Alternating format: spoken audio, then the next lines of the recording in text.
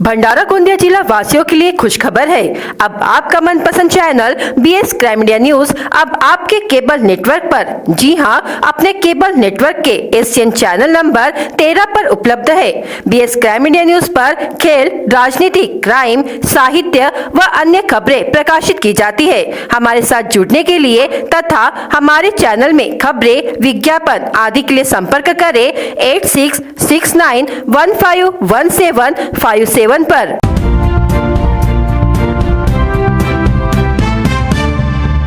चिखला मैग्नीज खदान के वर्टिकल शॉफ्ट अंडरग्राउंड गधा घाट क्षेत्र में कार्यरत चिखला निवासी मजदूर चेतन हेमराज शिव ने उम्र 38 वर्ष की मिट्टी व पत्थरों के ढेर के नीचे दबकर शनिवार को दर्दनाक मौत हो गई। इस घटना को लेकर मृतक के परिजनों और संतप्त ग्रामीणों ने जिला परिषद सदस्य कृष्णकांत बघेल, ग्राम चिखला की महिला सरपंच करुणा कोकोडे तथा उप सरपंच दिलीप सोनवाने के नेतृत्व में रविवार की सुबह 11:30 बजे के दौरान खदान कार्यालय के सामने धरना आंदोलन कर पीड़ित परिवार को नियमानुसार उचित सहायता देने की मांग करते हुए नारे लगाए गए। इस आंदोलन की जानकारी मिलते ही विधायक राजू कारे मोरे, उप विभागीय पुलिस अधिकारी रश्मिता राव, गोबरवाही के थानेदार विनोद गिरी, सिहोरा के थानेदार नितिन मदनकर ने पुलिस टीम के साथ मौके पर पहुंचकर मृतक के परिजनों को सांत्वना दी।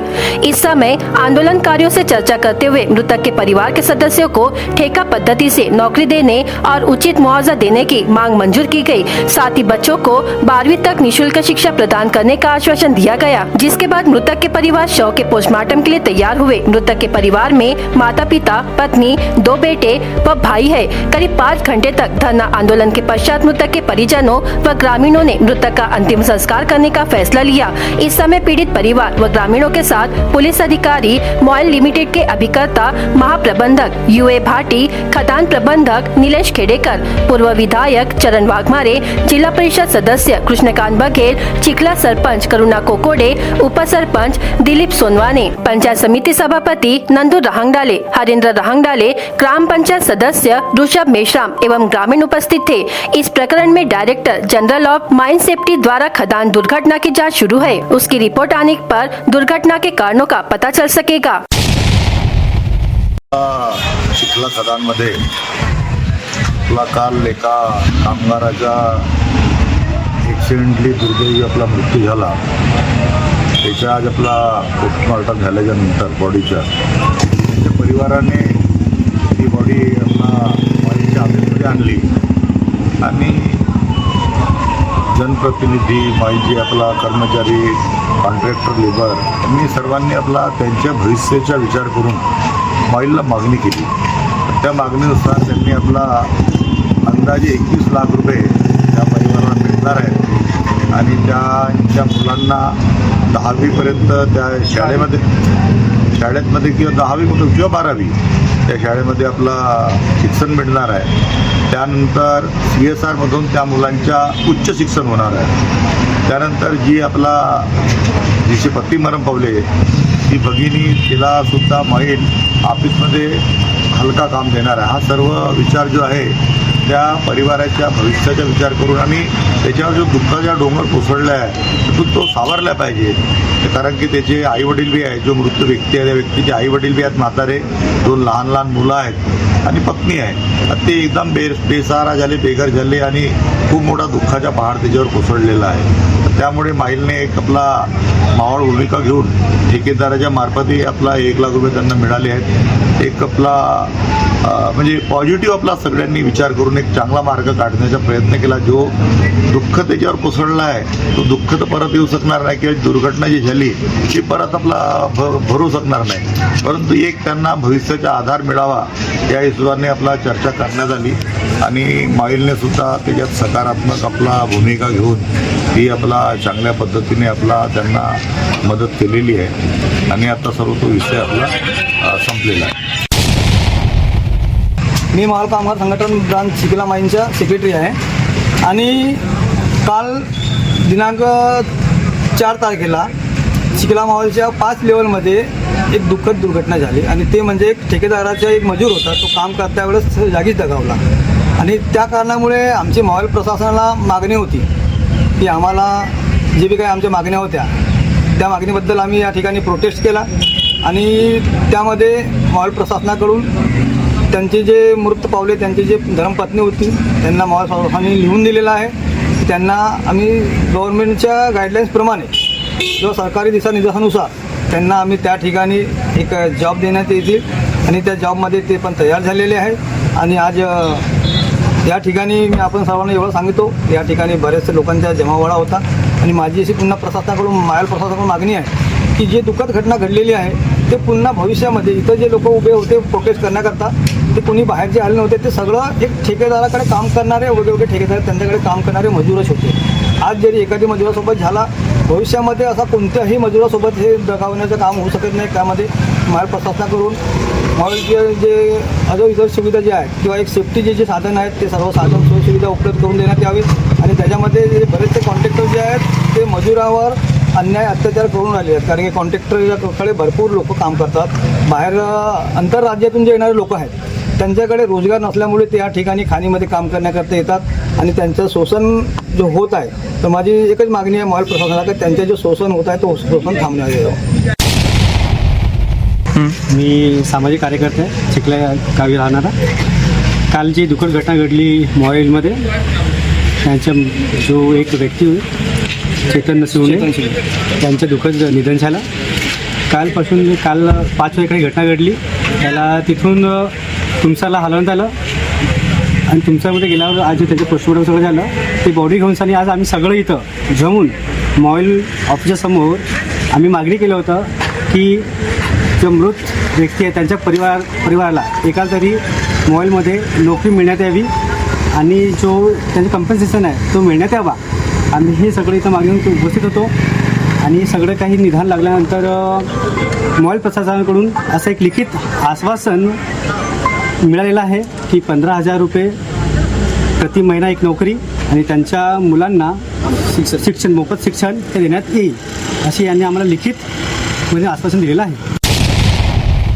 छात्रावास को महाराष्ट्र सरकार द्वारा मंजूरी दे दी गई है ताकि ओबीसी श्रेणी के छात्रों को जिला स्थान पर शैक्षणिक सुविधाओं का लाभ मिल सके, लेकिन पिछले 4 वर्षों से मांग होने के बावजूद भी जगह उपलब्ध न होने से जिला प्रशासन ओबीसी विरोधी तो नहीं, क्या जिला प्रशासन यह सोचता है कि विद्यार्थी शिक्षा के क्षेत्र में आगे न बढ़े? ऐसे कई सवाल जिला प्रशासन की समय लेने वाली नीति के कारण खड़े हो गए हैं. यदि ओबीसी छात्रों के लिए शीघ्र छात्रावास उपलब्ध नहीं कराया गया और छात्रावास शुरू नहीं किया गया तो जिला शिवसेना के नेतृत्व में जोरदार आंदोलन किया जाएगा. परिणाम के लिए जिला प्रशासन पूर्ण रूप से जिम्मेदार रहेगा, ऐसी चेतावनी विधायक भोंडेकर ने दी है. अनेक वर्षापासून ओबीसी विद्यार्थ्यांचे वसतिगृह आहे ते 3 वर्षापासून प्रश्न रेंगाळत आहे आणि जागेचा आज देतो उद्या देतो. याच्या आधी पण आपण डीपीसी मध्ये हा विषय मांडला होता. पालकमंत्र्यांनी निर्देश दिले होते, जिल्हाधिकाऱ्यांनी निर्देश दिले होते, परंतु जिल्हापासून वारंवार सामाजिक न्याय विभागाला टाळाटाळ सुरू होता. पण आज आम्ही सगळे कार्यकर्त्यासोबत जाऊन अर्धा तास त्यांना घेराव केला आणि त्यांच्याकडून आश्वासन घेतलं की आजच्या आज ते जागेचा क्लिअरन्स करतील आणि ते जे काही जागा आहे 7,000 स्क्वेअर मीटर आणि जसे 2-3 जागा आहेत ते आजच्या आज त्याच्या संयुक्तिक मोजणी करून ते आज सामाजिक न्याय विभागाला ते सादर करतील. आणि तसंच आज आम्ही कलेक्टर साहेबांना पण भेटलो आणि त्यांना सांगितलं की 2-3 दिवसात हे प्रस्ताव विथ एस्टिमेट सहित शासनाकडे गेल्या पाहिजे, जेणेकरून ह्या राज्याचे जो बजेट आहे जून महिन्यामध्ये, त्या जून महिन्यामध्ये बजेटमध्ये हे मंजूर करून आपल्या हक्काच्या ओबीसीच्या 2 आणि मागासवर्गीयचे 2 हे 4 वसतिगृह सुरू होतील जून जुलैमध्ये, असं आम्ही आजच्या ह्या आंदोलनाचा आमचा हेतू होता. शेवटी मग मागणी मंजूर झाली नाही, अधिकाऱ्यांनी काही कमी जास्त केलं तर आम्हाला जरी सत्तेमध्ये असलं तरी आम्हाला सत्तेच्या विरोधात, अधिकाऱ्यांच्या विरोधात, सत्तेच्या विरोधात नाही पण अधिकाऱ्यांच्या विरोधात आम्हाला ती भूमिका घ्यावी लागेल रस्त्यावरची. देवनारा डोंगरी बुजुर्ग मार्ग पर रविवार 5 मई की सुबह 10 बजे के दौरान दोपहिया सवार एक युवक घायल अवस्था में सड़क किनारे पड़ा था. घटनास्थल पर दोपहिया पड़ी हुई थी. उसी समय मार्ग से गुजर रहे देवनारा के पूर्व सरपंच राजेश भट्ट ने यह देखकर उसे तुरंत अपनी कार से तुमसर के सरकारी अस्पताल में ले गए, जहां डॉक्टरों ने जांच कर उसे मृत घोषित किया. मृतक की शिनाख्त मध्य प्रदेश के बालाघाट जिले के ग्राम गोरेघाट हेटी निवासी संदीप रमाशंकर वघारे उम्र 25 वर्ष के तौर पर की गई है. इस मामले में तुमसर पुलिस थाने में मामला दर्ज किया है. प्राथमिक जांच में अज्ञात वाहन की टक्कर में युवक की मृत्यु होने का अनुमान जताया गया है. इस मामले में तुमसर पुलिस जांच कर रही है. लाखनी शहर से 5 किलोमीटर दूरी पर गाड़ेगांव में रविवार की सुबह 9:30 बजे के दौरान अज्ञात युवक का शव मिला। उसके चेहरे पर जख्मों के निशान थे और नाक से खून बह रहा था। स्थानीय नागरिकों ने इसकी जानकारी पुलिस को दी। पश्चात लाखनी के थानेदार नरेंद्र निस्वादे व उनकी टीम ने मौके पर पहुंचकर पंचनामा कर शव को पोस्टमार्टम के लिए अस्पताल में भेजा। मृतक के शरीर पर काले रंग की बनियान व नीले रंग का फुल पैंट मिला है। इस मामले में लाखनी थाने में मामला दर्ज कर आगे की जाँच पुलिस निरीक्षक थानेदार नरेंद्र निस्वादे के मार्गदर्शन में सहायक पुलिस निरीक्षक राजेश गायकवाड़ कर रहे हैं। यह हत्या है या दुर्घटना, इसकी तलाश में पुलिस जुट गई है। मृतक से जुड़ी जानकारी मिलने पर लाखनी पुलिस थाने में संपर्क करने का आह्वान थानेदार नरेंद्र निस्वादे ने किया है। 9:15च्या सुमारास पोलीस स्टेशनला माहिती मिळाली आहे की गडेगाव गावाजवळ रोडच्या कडेला एक इसम पडलेला आहे। त्यावर आम्ही सदर घटनास्थळी गेलो असता तो इसम बेशुद्ध अवस्थेत मृत अवस्थेत पडलेला दिसला। त्याला आम्ही उचलून हॉस्पिटल नेलं। सध्या त्याची ओळख पटायची आहे। ओळख पटण्याकरता आम्ही सगळीकडे प्रयत्न करीत आहोत। आजूबाजूला विचारणा केलेली आहे, अजूनपर्यंत त्याची ओळख पटलेली नाही। त्याची डेड बॉडी PM पोस्टमॉर्टम करण्याकरता नागपूरला पाठवण्यात आलेली आहे। ग्रीष्मकालीन धान की फसल देखने के लिए जा रहे दोपहिया सवार किसान की दोपहिया जंगली जानवर से टकराई। इस घटना में दोपहिया सवार किसान घायल हो गया। घटना शुक्रवार 3 मई की रात 9:30 बजे घटित हुई। घायल हुए युवक का नाम मांडल निवासी संजय माधव भुरले उम्र 32 वर्ष है। लाखंदू तहसील के मांडल निवासी संजय माधव भुरले उम्र 32 वर्ष एक अल्प भूमिधारक किसान है। उनके पास 2 एकड़ जमीन है। उनके खेत में ग्रीष्मकालीन धान की फसल लगाई गई है। अंतिम चरण में कटाई के लिए आई इस फसल को देखने के लिए संजय दोपहिया से खेत की ओर जा रहे थे। रास्ते में अचानक से आए जंगली जानवर ने संजय की दोपहिया को जोरदार टक्कर मार दी, जिसमें संजय रास्ते पर गिर गए। जानवर के हमला करने से पूर्व संजय ने चिल्लाया, जिसकी वजह से आसपास के नागरिक तुरंत इकट्ठा हो गए। नागरिकों ने जंगली जानवर को खदेड़ा। इस घटना में संजय को चोट आई। उसे इलाज के लिए लाखनदुर के ग्रामीण अस्पताल में दाखिल किया गया। संजय पर प्राथमिक इलाज शुरू है।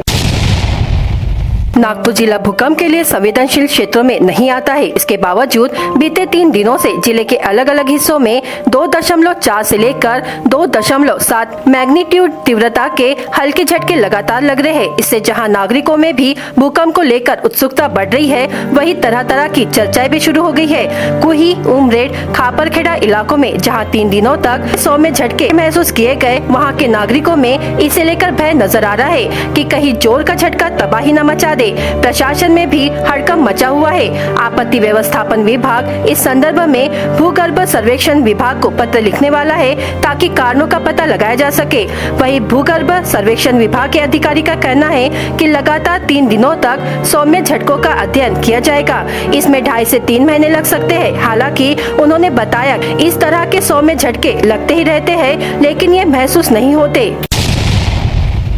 इन गर्मियों के दिनों में रक्तदान शिविर न होने की वजह से रक्त की भारी कमी हो रही है। भंडारा, गोंदिया तथा संपूर्ण महाराष्ट्र रक्त की कमी के चलते मरीजों को असह्य पीड़ा का सामना करना पड़ रहा है। सिकल सेल, थैलेसीमिया, गर्भवती महिला, दुर्घटनाग्रस्त मरीजों का जीवन खतरे में है। रक्त की कमी को देखते हुए वर्ल्ड रेड क्रॉस डे अवसर पर 7 मई 2024 मंगलवार को सुबह 10 बजे से दोपहर 1 बजे तक सामान्य रुग्णालय भंडारा में रक्तदान शिविर का आयोजन किया गया है तथा रक्तदूत प्रीतम कुमार राजा भोज ने सभी से आग्रह किया है कि इस आयोजन में पधार कर स्वयं इच्छा से रक्तदान कर मरीजों को जीवन दान दे।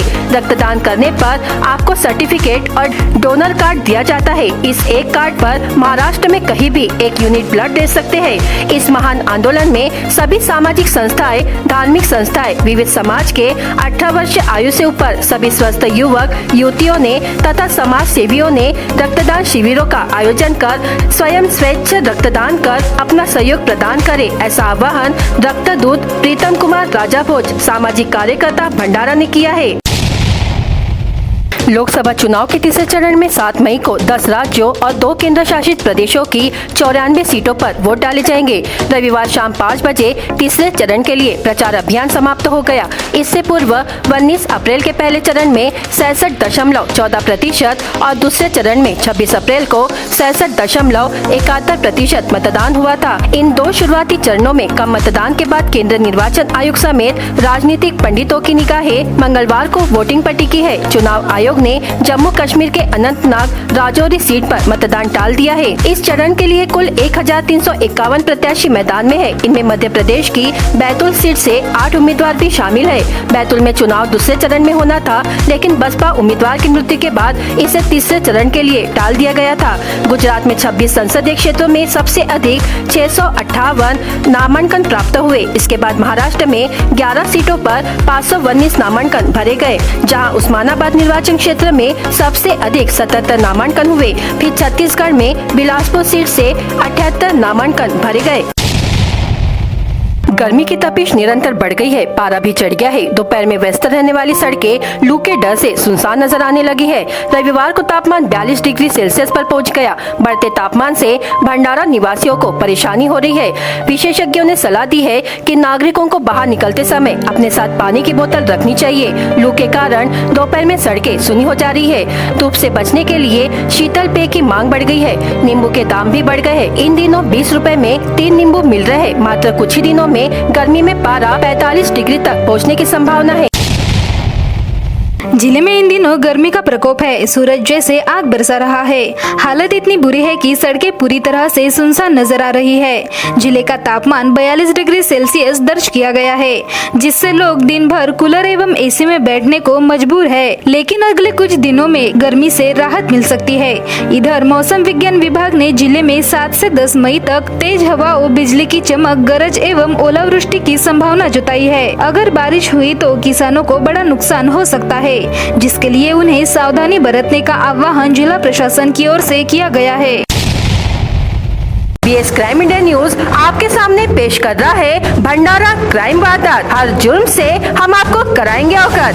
आपके अपने चैनल पर रोजाना शाम 7 बजे, तो देखना ना भूलिए क्राइम वारदात। अस्पताल के सामने खड़ी बाइक की चोरी होने की घटना राजीव गांधी चौक भंडारा में हुई। भंडारा पुलिस ने शिकायत के आधार पर मामला दर्ज कर लिया है।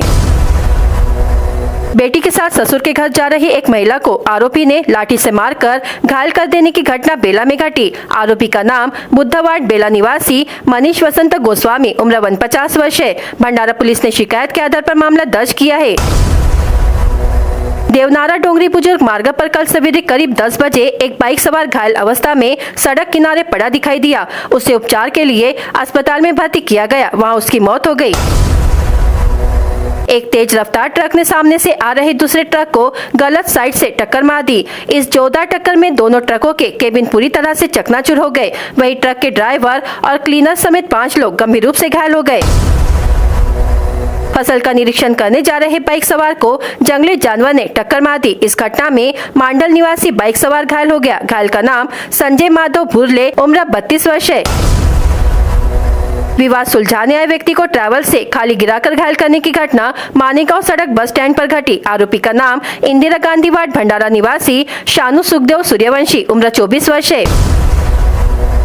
डुग्गीपार थाने के तहत मसवानी निवासी फिरियादी गणेश रामू मांदाले, उम्र 34 वर्ष, अपनी मोटरसाइकिल से ग्राम तिटका गया था, जहां से अज्ञात व्यक्ति ने उसकी मोटरसाइकिल चुरा ली। शिकायत पर डुग्गीपार पुलिस ने मामला दर्ज किया है। भंडारा गोंदिया जिला वासियों के लिए खुशखबर है। अब आपका मनपसंद channel BS crime India news अब आपके केबल नेटवर्क पर, जी हां, अपने केबल नेटवर्क के एशियन चैनल नंबर 13 पर उपलब्ध है। बीएस क्राइम इंडिया न्यूज पर खेल, राजनीति, क्राइम, साहित्य व अन्य खबरें प्रकाशित की जाती है। हमारे साथ जुड़ने के लिए तथा हमारे चैनल में खबरें, विज्ञापन आदि के लिए संपर्क करें 8669151757 पर।